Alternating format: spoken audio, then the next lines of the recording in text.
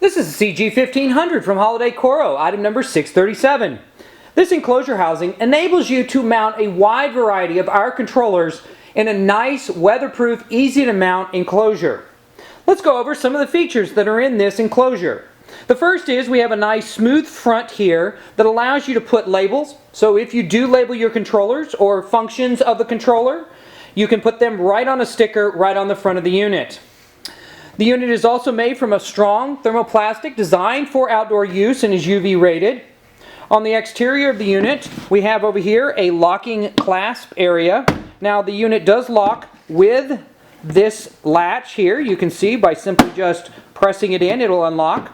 If you wish to put a lock there, or you wish to use a non-locking but screw enclosure attachment point, you can do that.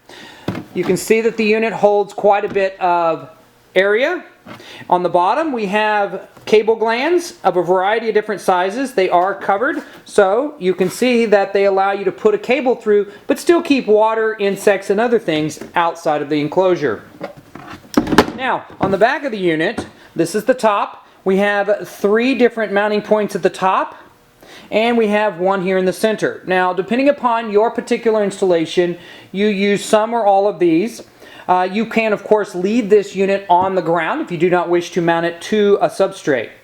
Now, these are thinned out, so you can simply drill through them or put a screw right through them. Now, you will notice that this does feature a rounded center, as does this unit down here.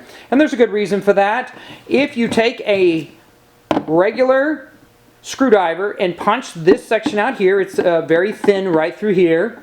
You can then take a standard band clamp that's a 1/2 inch wide, and then you can run it through the enclosure to create a band clamp to hold on to posts. So for mega trees or other items, this can be very useful. And of course, you can do this down here and down here.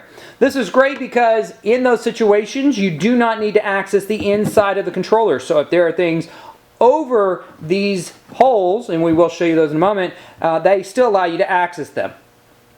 Now, you can also use screws, and there are 3 included screws. There is a hole here, here, and here, also here, that allow you to screw this to a flat surface. So if you do have a wall, you can do that. You'll also notice that it is spaced off, and this is to allow for heat dispersion and to allow water to pass through.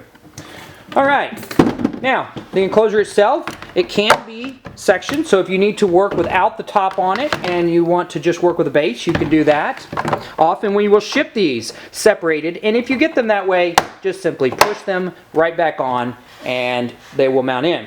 Now, you will see some screw holes over here that allow you to mount an enclosure adapter plate. Now, we do have an adapter plate for this door, and it is for 350 watt power supply. So the most common way that you would use that adapter would be to have a 350 watt power supply here and then a controller or other item over here. Sometimes we might even put one power supply here and another here. Okay, in the base of this unit, you can see that there are a lot of different mounting holes, and those are there for a variety of reasons. They allow us to mount our adapter plates in this unit. So, you'll see that almost every controller we have has an adapter plate and allows you to mount a variety of common items, such as, for example, here we have an AlphaPix 4 and a 350 watt power supply.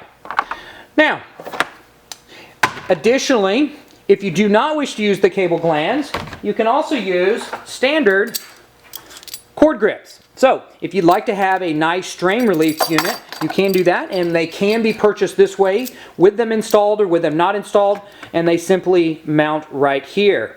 And you can put usually one here and one here. It depends, of course, on the particular controller and where your wires might be coming out. Again, that's not required.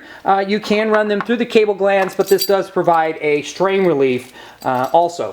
Now, when we look inside the controller, again, referencing back to the back, remember that we had the holes up here, and we do allow for that inside of this adapter plate. Now, depending on a particular controller that you're mounting or power supply, you may or may not be able to access all of the holes, so keep this in mind.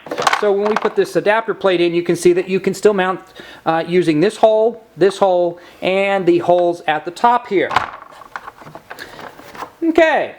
So, this is the CG-1500. It's an incredibly good value and extremely durable and works great with all of our controllers.